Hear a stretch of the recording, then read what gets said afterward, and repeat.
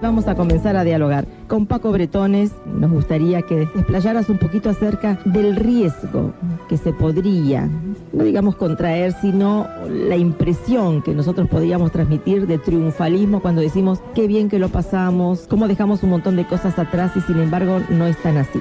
El denominador común de la gente que conforma la escuela de vida era gente, diríamos, aparentemente satisfecha con la propia vida. Pero esto hay que entenderlo bien. Yo veía mucha manifestación de alegría, de placer, etcétera, etcétera. Pero todo esto se lo nota en un padre, en una madre que ha perdido un hijo. Entonces, esta especie de evasión de la realidad da que pensar. La persona que no está vinculada con la escuela de vida, con nuestra escuela de vida, porque esto que ocurre en Mar del Plata no ocurre en cualquier parte del país o donde hay grupos como el nuestro de gente que ha perdido hijos y se junta para afrontar la realidad.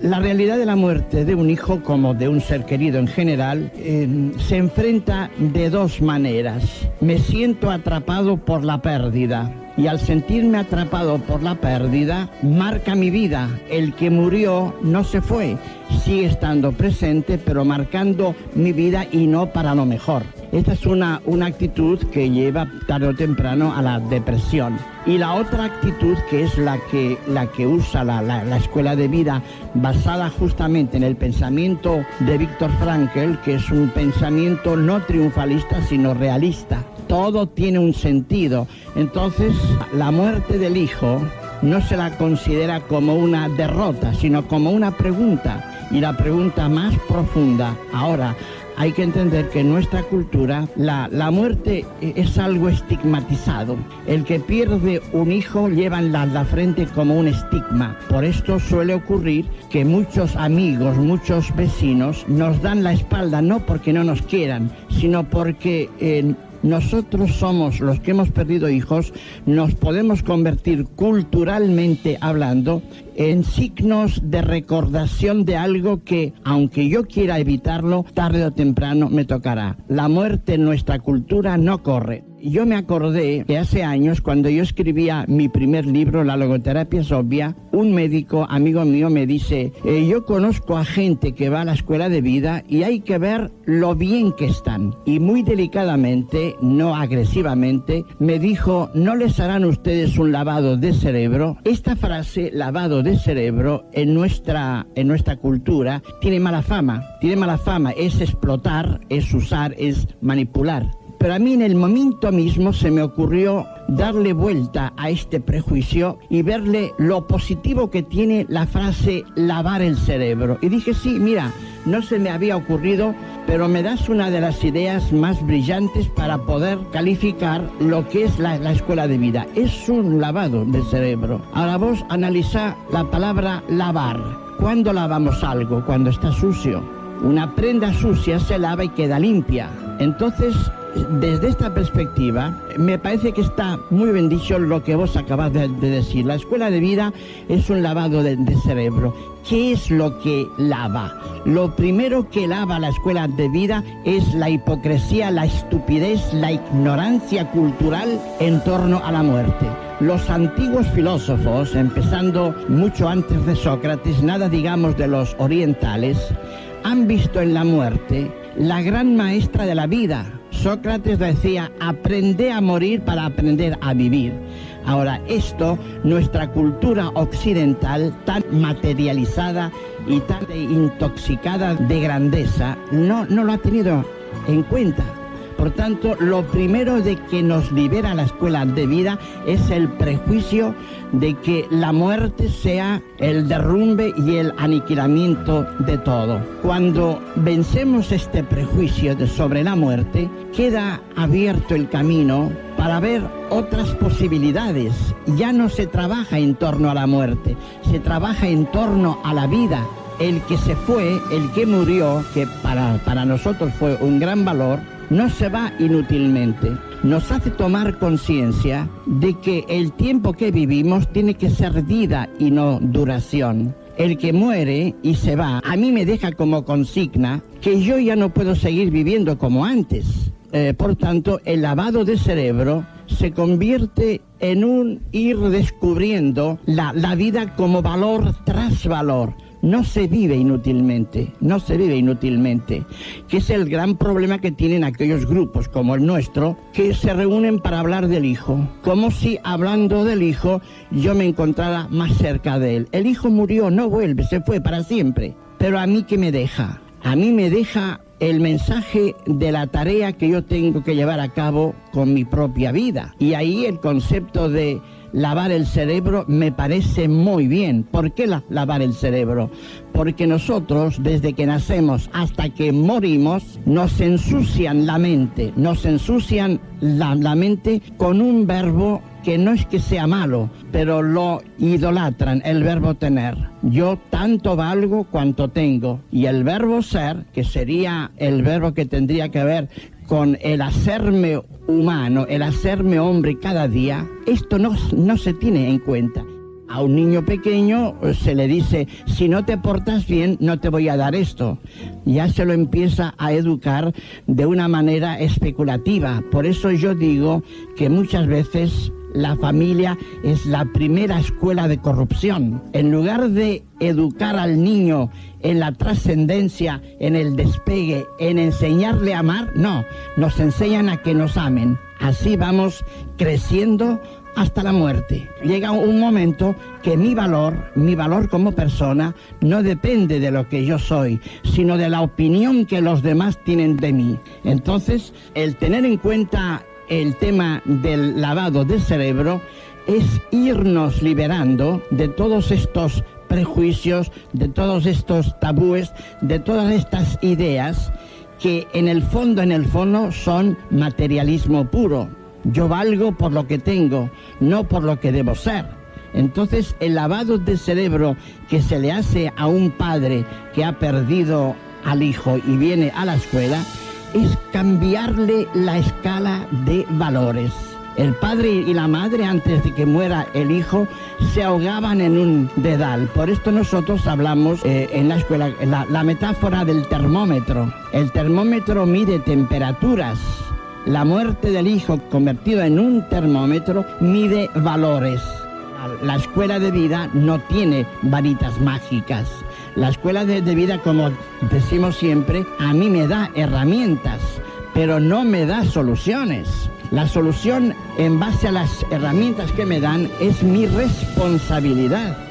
La escuela de vida, como se maneja, con una de las filosofías actuales más antropologizantes, es decir, más humanizantes, centra su atención en la logoterapia. Hoy por hoy yo creo que el pensamiento de Viktor Frankl, además de ser una filosofía metida en la psicoterapia, es uno de los pensamientos más antropologizantes que hay, más humanizantes. Y para que la logoterapia sea una escuela de pensamiento, que lo es, necesariamente, si es una escuela de pensamiento que purifica la manera de pensar, tiene que tener su tremenda influencia en situaciones límites. La muerte de un hijo es la situación límite más extrema a que podemos estar sometidos los mortales. Y para esto se requiere, a mayor dolor, a mayor pérdida, a mayor sufrimiento, mayor se requiere la idea fuerte que me sirva para comprender lo que me pasa de otra manera. La estructura del pensamiento frankliano me lleva a encontrar sentido a cualquier circunstancia. Por tanto, desde la perspectiva logoterapéutica, yo me tengo que preguntar, ¿qué sentido tiene la muerte de mi hijo? Cuando yo planteo el tema del sentido a partir de una pérdida, y la pérdida más tremenda como es mi hijo, me estoy planteando simultáneamente para qué me tiene que servir la muerte de mi hijo. Y ahí aparece la urgencia, al no enterrar mi hijo, lo que decimos siempre en la escuela de vida. El hijo se convierte en mi mejor maestro. la idea de que la alegría es una alegría muy especial. Yo incluso a veces hablo de algo que si no se lo entiende parecería una locura. Antes de perder el hijo, yo haré lo posible para que no se muera. Revolveré cielo y tierra para que no se muera, para no perderlo. Pero una vez que ha ocurrido el hecho, y que es un hecho irreversible, yo siempre hablo de un raro privilegio después de consumado el hecho. Raro y privilegio, ¿por qué? Raro porque no estamos acostumbrados a revalorizar las cosas en su realidad. Y privilegio porque realmente el que aprovecha ese prejuicio y ese tabú cultural de la muerte se libera del prejuicio, paradojalmente ve en la muerte del hijo la ocasión como el trampolín para saltar a otro tipo de vida. Por eso nosotros decimos siempre en la escuela, hay que aprender a vivir de otra manera. Este aprender a vivir de otra manera, ¿qué es lo que deja fuera? Ahí viene de nuevo la idea del lavado de cerebro. Tanta frivolidad, tanta estupidez con la cual solemos vivir por este bombardeo sistemático que nos va inoculando en la mente todo lo que es consumo a través de la televisión. La escuela para la mayoría de personas es la televisión. Quien pretende formarse como individuo, como persona, a través de los programas consumistas de la televisión, nunca podrá comprender la serenidad de un padre que viene a la escuela y que de golpe, de la tristeza y el abatimiento y la depresión, lo ve sereno, no con una sonrisa tonta y sin sentido. Serenidad, que es una virtud muy difícil. Solamente pueden hablar de serenidad aquellos que se han visto por las circunstancias sometidos o hundidos en alguna prueba existencial y que luego han aprendido a encarar la situación de una manera objetiva. Esto es lo que da serenidad. Cuando se lava el cerebro, entonces es el momento de que aparezcan ese par de ojos del espíritu. Mientras yo no lavo mi cerebro, mi espíritu está bloqueado. ¿Y qué significa que mi espíritu está bloqueado? Que yo tengo la capacidad de nuevas potencialidades atrofiada. Esta capacidad no es que no exista, no me sirve porque está bloqueada. Cuando yo desbloqueo mi espíritu, recién entonces empiezo a ver. Ahora, la pregunta sería, ¿y qué es lo que veo? La primera toma de conciencia en cuanto a ver es darme cuenta qué es lo que he perdido. Y entonces el tomar conciencia de lo que he perdido, no es poco, a mí me lleva a otro planteo muy pero muy importante, que en el fondo es lo que contendría el sentido de la muerte de mi hijo. ¿Qué me queda? La pregunta que aquí se impone para entender luego lo que sigue es, ¿realmente mi hijo era todo en mi vida? No puede ser. Si mi hijo hubiera sido todo en mi vida y habiéndolo perdido yo no soy nada ni nadie, yo no entendería el valor que tuvo la presencia de mi hijo en mi vida. En cambio, desde la visión del espíritu, el espíritu convertido en una manera nueva de ver, no mirar. Mirar y ver no es lo mismo.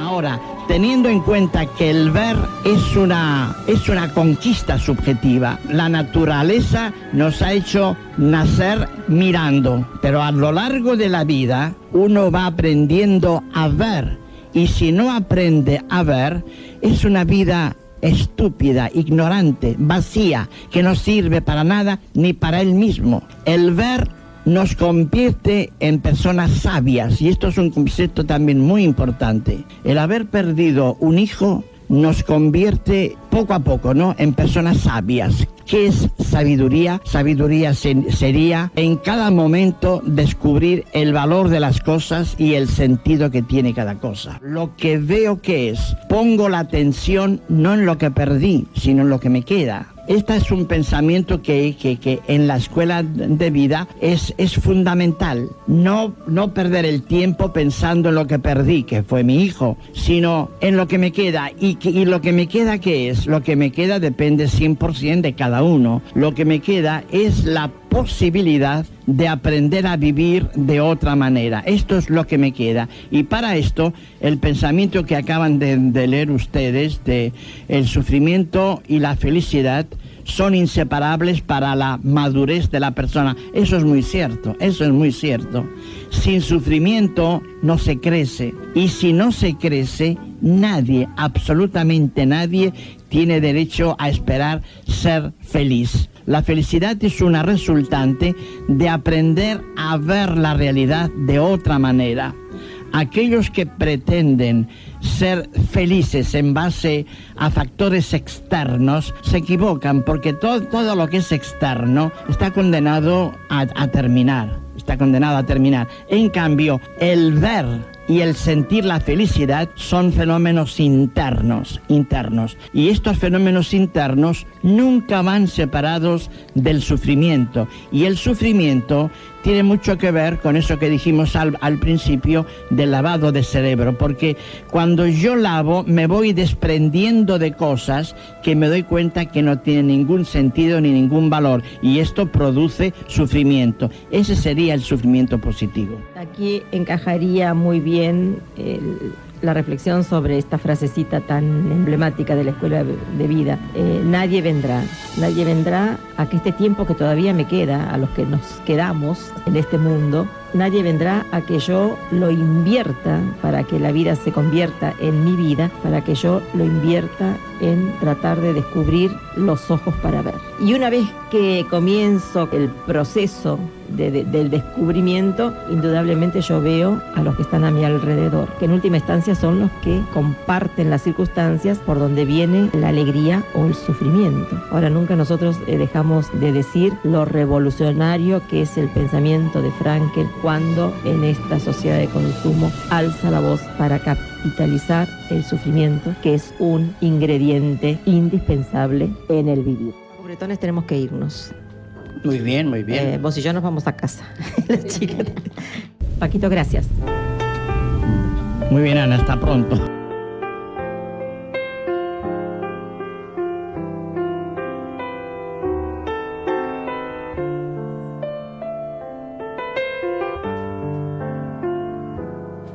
Eso de durar y transcurrir no nos da derecho a presumir, porque no es lo mismo que vivir, honrar la vida,